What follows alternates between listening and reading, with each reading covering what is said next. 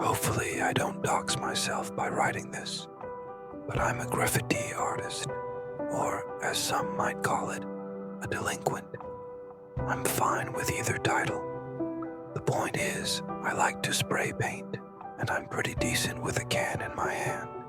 The tagging community is atrocious. People are unfriendly and there's no respect between artists.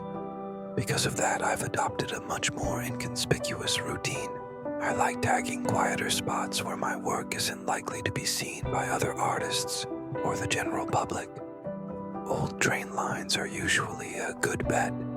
The cars are endless, and new trains get decommissioned and left to rot there all the time.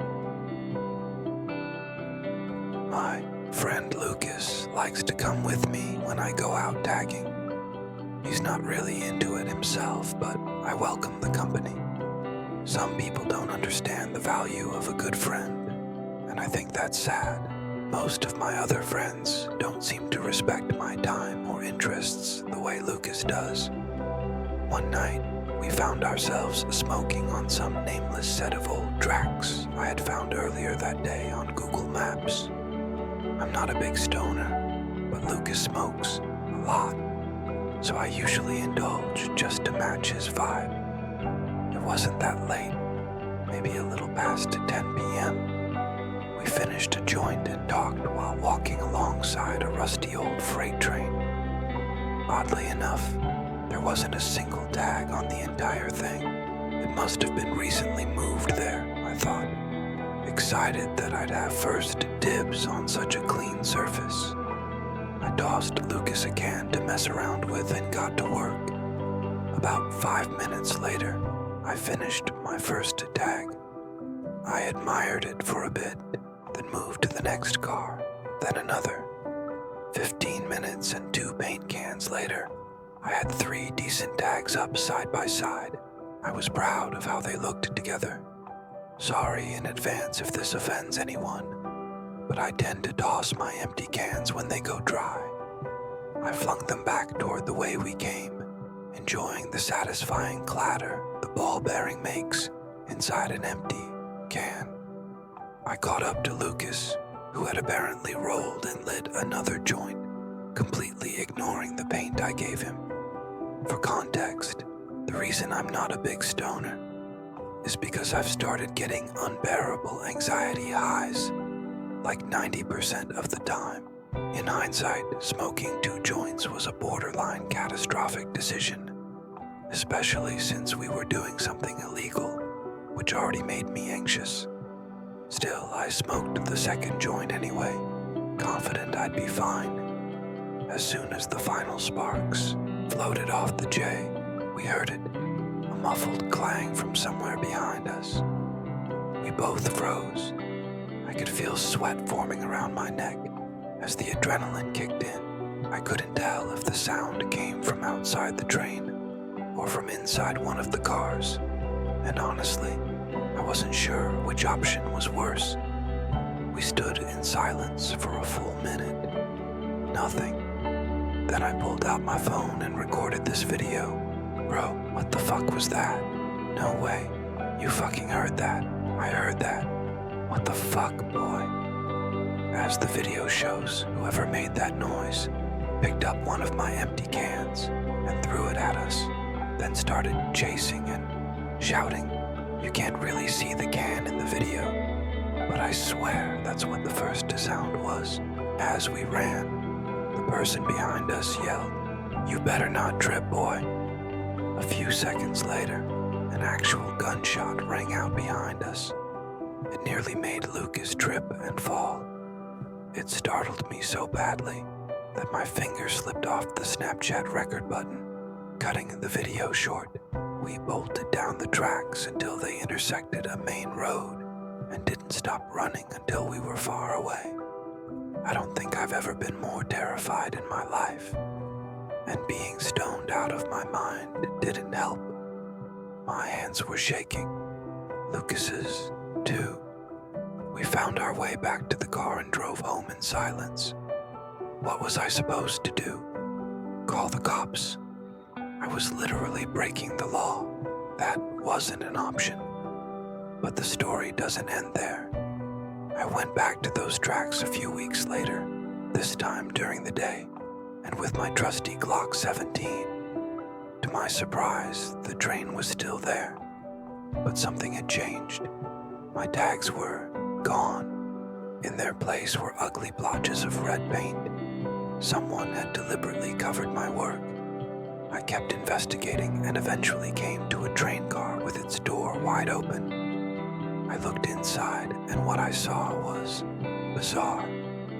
The car was empty except for a single chair in the center, and what looked like ropes and chains scattered around. Some of the ropes were tied to the chair's legs. The weirdest part, the smell. The whole place reeked of bleach, so strongly it felt like someone had poured gallons of it everywhere. I pulled out my phone to take a picture, and that's when I thought I heard another metal clang, somewhere further down the train. Maybe I imagined it, but I wasn't taking any chances. I got out of there as fast as I could. I've told this story to so many people, and none of them can rationalize that psycho's actions. A homeless person with a gun seems unlikely. But if it wasn't a homeless person, who the hell was it? And why did they cover my tags? The most disturbing part to me was the chair in the middle of that train car. I keep thinking about going back just to get a photo, but I haven't worked up the courage. I don't know if whoever was there that night was really trying to kill us, or just scare us. But sometimes, late at night, when it's just me and my thoughts, I can still hear that shot echoing in my ears. The New York City subway system is a strange, sometimes terrifying place. I've been an MTA worker for 7 years now, and honestly, nothing really surprises me anymore. But whenever friends or family ask if I have any crazy stories, there's one that always stands out. One that I still can't explain. It happened about 2 years into the job. By that point, I was fully acclimated to the work. Everything had become routine. I was stationed in Brooklyn at the time, and I was doing some maintenance work at a high street station. It was late, and the platform was completely empty. That alone was eerie. These stations are usually packed, even at odd hours. Seeing one so deserted made me feel off. There wasn't a single soul in sight. It was dead silent except for the buzz of the overhead lights and the occasional rumble of a passing train. I hadn't seen anyone in hours. Then, out of nowhere, I heard a sharp clang echo from somewhere down the tracks. It startled me so badly that I dropped my mop. The sound wasn't one I recognized. The best way I can describe it, like someone had dropped a rock onto the metal rails. Sharp, jarring, intentional. I froze, listening. After a minute or so, I convinced myself it was probably just a chunk of debris, or maybe even a rat kicking something loose. These stations are old. Random noises come with the territory. I shook it off and went back to work. 10 minutes later, the sound came again. Only this time it was louder. Much louder. It shook me from my concentration. I stopped immediately. Was it really possible for 2 random pieces of ceiling or debris to fall in the span of 10 minutes? Something didn't sit right with me. I put down my supplies and walked cautiously to the edge of the platform. I leaned forward and stared into the tunnel's black void, straining to see anything, but there was only darkness.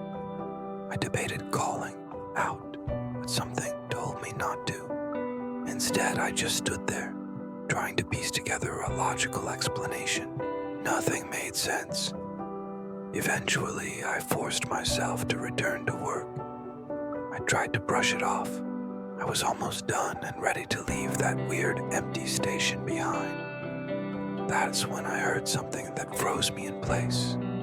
A child's voice, echoing from inside the tunnel, crying out for help. I dropped everything and rushed to the edge of the platform. I stood there, frozen in hesitation. My mind was racing, but there was no way I was just going to ignore a child in trouble. I stepped down onto the tracks, letting my eyes adjust to the dark. I shouted into the tunnel, "Hey, are you okay?" No response. Weird. I waited, then heard the voice again. Closer this time. Still a child, still bleeding. "Help, please," I shouted back. "Where are you?" This time, the voice replied, "In front of you. Just keep walking." I hesitated. Every instinct told me to leave. But a kid alone in a subway tunnel. Couldn't ignore that. It wasn't safe. I took a few cautious steps forward. Then something hit me. I stopped and shouted again, this time louder. "What's wrong? Why do you need help?" There was a pause. Then the same voice, calm this time, almost robotic. "Just keep walking." I did not like that. As my eyes adjusted more, I finally saw it. Just ahead, there was a small figure, what looked like the silhouette of a child standing in the middle of the tracks. But that wasn't what made me freeze. Standing just behind the kid was another shadow, much taller, an adult. Every hair on my body stood on end. I felt like I was in a horror movie. Slowly, as quietly as I could, I turned around and walked, then ran back to the platform. I scrambled up, heart pounding, not daring to look back. Then I heard the kid's voice again behind me. "Wait, where are you going?" "Nope." I was done. I ran up the stairs and didn't stop until I got cell service. Then I called the police and told them everything. Cops swarmed the station in minutes. I waited while they searched. About 20 minutes later, one of the officers came back with something chilling in his hand. A single child's sneaker.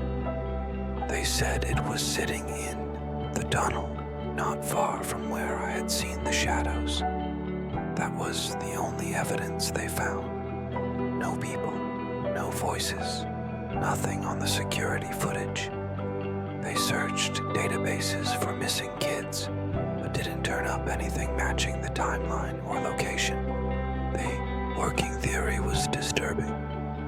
They believed someone might have been using a child, possibly one they had kidnapped, to lure someone down into the tunnels. Maybe to mug them, maybe worse.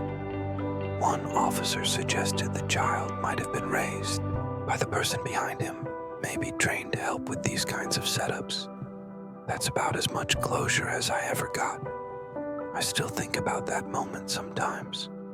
What could have happened if I had kept walking? And more than that, I think about what kind of life that kid might be living now, if he's even still alive.